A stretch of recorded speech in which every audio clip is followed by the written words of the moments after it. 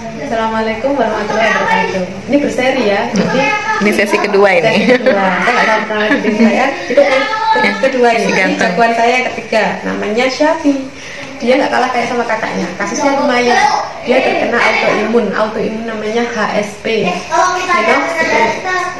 Dengan lain jadi muncul bintik-bintik merah nih di sini yang dulu sama dokter ini dikira demam berdarah.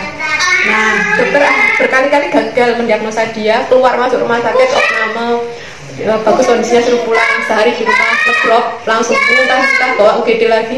Sampai yang ketiga opname dokter tuh baru ngeh kalau dia itu bukan DHF, tapi ternyata dia itu autoimun HSP itu. Nah, ketika sudah ketiga kalinya opname, ini sudah menjalar peradangannya, sudah bukan hanya bintik-bintik merah lagi, tapi sudah meradang mulai dari saluran pencernaan ke peradangan ke sendi-sendi, dan yang ngeri terakhir sudah peradangan ke ginjal. Jadi akhirnya efeknya udah ke ginjal ya.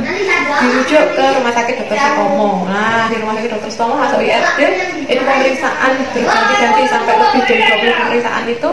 Dari jam 7:30 malam kita datang ke IRD sampai 3:30 pagi, sehingga saya seringkali tertidur sambil berdiri ketika nanti pemeriksaan satu ke pemeriksaan selanjutnya, karena anak ini berada di atas ini terus tempat tidur berjalan terus, didorong kemana-mana untuk ganti pemeriksaan estafet ya. Sampai ke USG ginjal, dari USG khusus untuk ginjalnya baru tahu itu begitu detailnya, hingga bisa diketahui jaringan di dalam organ ginjal itu. Untuk tahu bengkakan pada pembuluh darah ginjal itu sampai di bawah mana, sampai segitu. Kalau ditanya mahal ya memang semuanya mahal.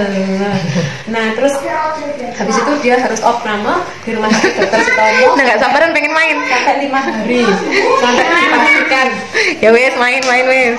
Harus dipastikan kondisinya menjadi baik, tapi dengan catatan yang sangat banyak. Satu, terapi obatnya yang untuk menekan imunitasnya, terus dan dietnya kayak diet eliminasi itu, terus kecukupan cairan itu harus ya mutlak, nggak boleh sampai kurang cairan. Terus selanjutnya pengkondisian lingkungannya juga tidak jauh dari kakaknya, jadi nggak boleh ada yang berdebu, nggak boleh ada yang kayak terus steril lah ya. Steril, jadi nggak boleh ada ini binatang piaraan juga. Padahal pamannya suka pelihara binatang ya. Makanya kita harus sampai pindah rumah. Terus karena makanannya begitu ketat, nggak boleh masuk perasa, pewarna, terus sama pengawet. Bisa dibayangkan saudara, kalau kita pergi itu kayak sirkus, bawa bontotan sendiri. Sampai pernah saking bontotannya sudah tinggal sedikit, tinggal dimakan anak dua ini, kita masuk warung, tapi kan anak dua ini nggak dibelikan. Mungkin pikirannya yang di warung itu betapa nggak punya uang orang ini. Anaknya itu nggak bisa dimakan, dibawain makan di rumah, yang makan kan orang tuanya. Kenapa? Kita tahu di warung itu nggak ada yang nggak pakai MSG, sementara aku nggak boleh kena MSG. Kenapa harus begitu menjaganya? Ini perjuangannya luar biasa untuk bisa dia menjadi terlihat sehat seperti anak lain itu. Makanya perjuangannya sampai begitunya. Kemana-mana itu harus bawa bekal, makanannya nggak boleh makanan. Dan di rumah saya mejanya itu bersih sebersih-bersihnya, nggak ada makanan seperti layaknya di tempat lain. Hanya ada ketela, karena anaknya makan umbi-umbian. Jangan tanya roti, tempatku nggak ada roti. Saking pokoknya nggak boleh jajan-jajan yang aneh-aneh karena kondisinya dia ya. Nah, jadi kalau roti kan telurnya banyak, karena kalau telurnya nggak banyak nggak enak roti itu. Ya sudah, akhirnya kita ambilnya titik di mana dia bisa hidup sehat aja. Ya sebenarnya nggak umumnya manusia, wong ada tamu disuguhinya apa, paling disuguhinya ya teh atau apa, tapi nggak ada kue yang enak ya. Akhirnya telo, saya punyanya ketela. Ya saya nggak boleh malu, karena kalau saya untuk tamu pasti anak saya ngambil, dan itu celaka. Sampai segitunya. Nah, terus kemudian kita harus kontrol ya, waktu itu sebulan sekali untuk ngecek kondisinya Syafi, perkembangannya Syafi. Dan sebelum kontrol itu nggak kosongan, kita harus ke lab yang ditunjuk oleh rumah sakit Dr. Sutomo. Kalau kita mau harusnya kita ke Dr. Sutomo labnya, jadi harusnya nginep. Nah, karena kita waktunya terbatas, nggak bisa nginep, kita tanya lab apa yang bisa diterima hasilnya, yang bisa diakui akurasinya. Dia bilang Prodia, minimal Prodia, dia bilang gitu. Ya kan kita sama-sama tahu ya, di Prodia itu lebih mahal harganya dibandingkan lab lain. Jadilah kita setiap kali mau berangkat ke Surabaya itu hasil lab komplit harus kita bawa, hasil lab darah lengkap yang harus ada pemeriksaan LED-nya, terus pemeriksaan urin lengkap, harus ada cek sedimen urinnya, sehingga semua hasilnya itu bisa dipaparkan dan bisa dipertanggungjawabkan ketika dokter itu mau cek semuanya untuk evaluasi Syafi, apakah obatnya lanjut ataukah bisa stop. Nah, dari situ ternyata walaupun saya sudah nurut ya, tingkat kepatuhannya menurut dokter itu ketika lihat evaluasi hasil saat itu dibilang tingkat kepatuhan dari anak dan ibunya itu mencapai 90%. Sampai saya disuruh nulis sebenarnya untuk menyemangati para orang tua penderita autoimun yang lain, karena tingkat kepatuhan ini sering bermasalah. Ya, mana capek gitu ya lelah. Iya kan, namanya anak-anak lo, bayangin yang lain makan coklat dia berdiri aja, dia cuma telan ludah, sana makan roti. Karena lingkungan kita itu sudah bukan zaman old yang semua orang makan ketela, semua orang itu makan alami. Gak ada, anakku tuh seperti makhluk planet lain di dalam dunianya. Ya untungnya anakku nurut. Nah ini yang sering bermasalah. Orang tua itu sering ngeluh, nggak mau nurut, dietnya gagal dan sebagainya. Ya apa resikonya kalau dietnya gagal?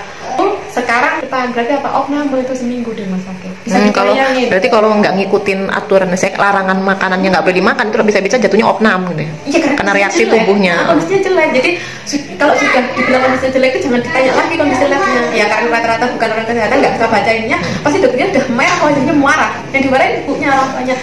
Kenapa sih nggak bisa apa-apa gitu ya? Sudah ngerti kan apa? Ini anak sudah dijaga, perjalanannya itu tetap akan buruk gitu loh. Maaf ya, kenapa adanya perjalanan tetap buruk karena anak autoimun itu sudah berarti ada cacat pada imunitas tubuhnya gitu loh. Jadi kalau nggak dijaga baik-baik ya, kalau bisa dia hidup dengan sehat. Itu untuk bertahan hidup dengan sehat itu setengah mati. Nah, apalagi sembuh jangan mimpi. Bener. Oh berarti dokter sudah menjelaskan bahwa untuk sembuh total itu kecil kemungkinan. Kalau orang bilang HSP itu bisa sembuh, insya Allah. Tapi prevalensinya itu cuma 10%. Kalau dari sistem pengobatan dokter ya. Ya, cuma 10%. Nah, sehingga yang lakukan apa secara medis? Memelihara anak ini di sehari-harinya, sehingga anak ini bisa tumbuh normal seperti anak pada umumnya, walaupun dia penyandang autoimun. Yang diharapkan kan begitu. Kita tuh membutuhkan tingkat kepatuhan yang tinggi, dan tingkat kepatuhan itu bukan hanya pada dietnya ya, tapi juga pada lingkungan hidupnya, pada pola aktivitasnya, pengelolaan stresnya. Nah, ini jauh lebih rumit, artinya beda dengan yang dibayangin banyak orang. Kalau dijaga aja makan, kalau dia stres misalnya ya, dia tertekan terus kambuh ya. Oh jadi bukan hanya makannya nyolong-nyolong dikit lah ya, tapi stres juga kambuh ya. Jadi ini berarti penjagaannya. Berarti ya teori yang mengatakan bahwa stres meningkatkan keasaman juga berlaku pada anak seperti ini. Berlaku pada semua tingkatan usia, jangan pada anak bayi aja ya. Kalau stres demam badannya, jangan dikira bayi itu demam kenapa? Ya kalau dia nggak merasa nyaman, rewel terus stres, demam badannya.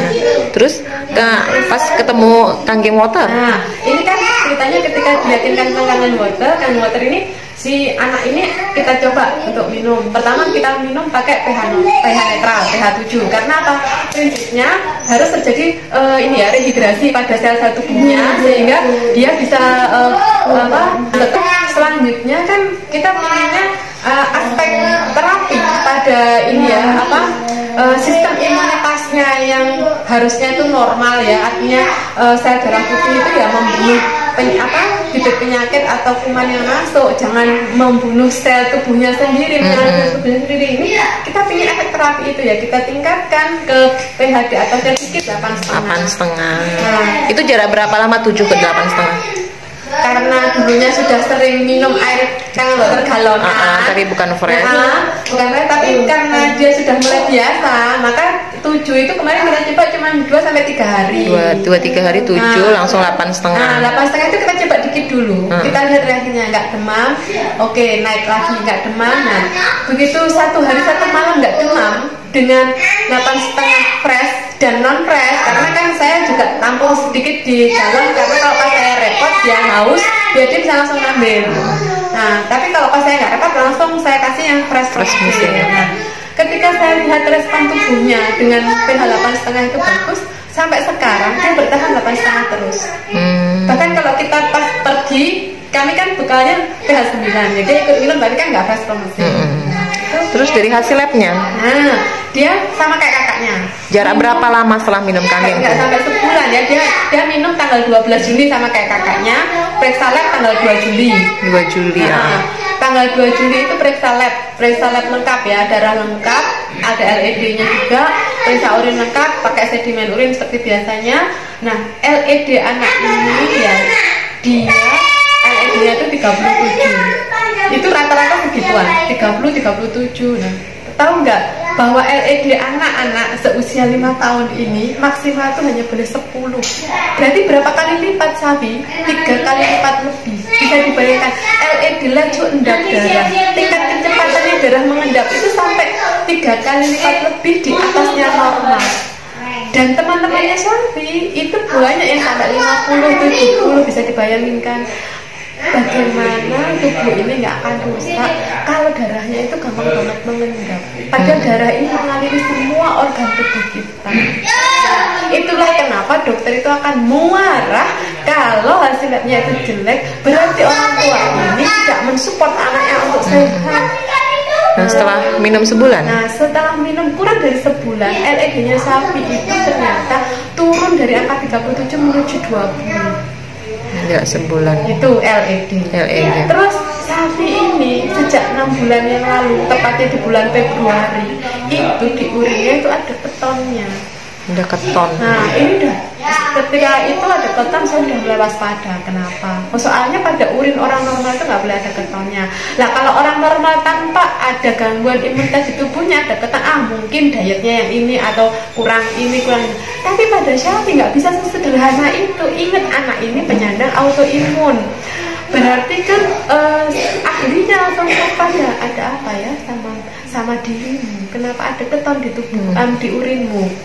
Ternyata. Akhirnya dokternya bilang, oke, kita cek 3 bulan kemudian. 3 bulan kemudian masih ada keton lagi. Terus dokternya bilang, kita tunggu reaksi tubuhnya ya Bu ya. Soalnya untuk pemeriksaan semuanya juga lumayan. Itu kalau keton itu efeknya apa? Itu berarti apa yang rusak?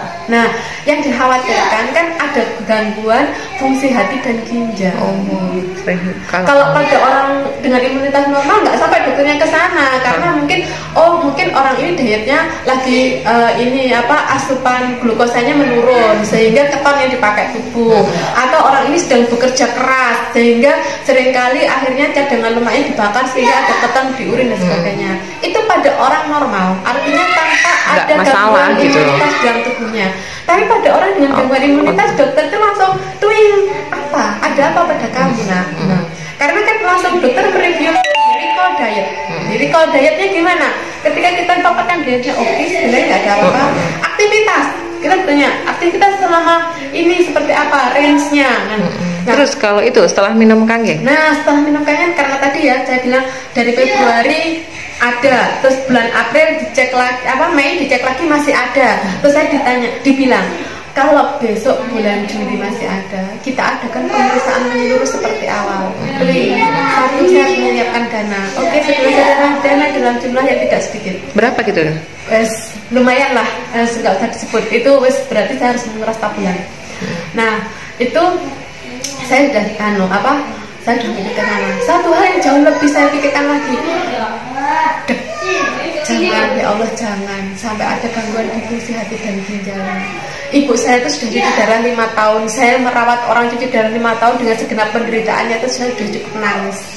Nanti kalau sampai anak saya seperti itu, saya sudah gitu, rasanya itu sudah luar biasa. Itu saya harus menyaksikan anak kecil harus di darahnya. Nah, ketika dia mulai minum air IRW itu ya, bersama kakaknya, bersama kami sekeluarga, keton itu hilang pada waktu diperiksa di bulan Juli itu. Sebuah anugerah yang luar biasa. Dokternya itu selama 2 tahun tuh nggak pernah bilang, Bu, hasilnya bagus. Saya disalami hasilnya bagus, Bu.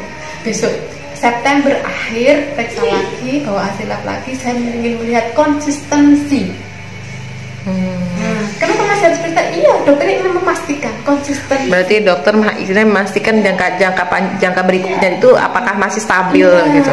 Nah, nanti di saat dia diperiksa lagi masih stabil, saya akan memenuhi permintaan dokter itu untuk menulis. Dalam tulisannya nanti saya akan jujur mengatakan bahwa di dalam dietnya ada manuver. Apa yang saya lakukan? Berarti nanti dokternya berharap kalau hasilnya bagus, nanti ada tulisan yang akan dibuat orang tua, tapi dalam tulisan itu Ibu Ana juga ingin jujur bahwa ini bukan hanya lewat pengobatan kedokteran, tapi ada manuver lain, yaitu dari air kangen water. Fakta. kalaupun nanti misalnya pihak kedokteran mereject dan sebagainya, harusnya kan menelaah lebih lanjut. Nah, karena memang saya menyadari, saya sangat hati-hati membawa informasi tentang kandungan water, karena memang saya sendiri orang kesehatan, tidak semua dokter itu sudah memahami. Berarti maksudnya kalau seandainya nanti ketemu dokter yang malah mereject karena ada dimasukkan kata-kata masuk Kangen Water di situ, itu ya dalam arti ya dia Bu Ana saya harus jujur, memang pakai Kangen Water, nggak hanya pengobatan dokter gitu. Ya, karena kan buktinya sudah nyata, ini hasil lab sejak 2 tahun yang lalu itu saya simpan semua. Jadi bisa di-share, artinya bisa langsung dikompilasi ini. Nah, ini ada sebuah batas merah, garis merah sejak minum, dan ini hasilnya sebelum minum. Dan ini kelanjutannya. Bismillah ya, semoga dengan sharingnya Bu Ana nanti buat teman-teman yang punya saudara, teman atau sekelilingnya punya masalah autoimun pada keluarganya itu jadi nggak khawatir lagi dan malah semakin bersemangat untuk memiliki mesin Kangen Water. Terima kasih. Wassalamualaikum warahmatullahi wabarakatuh.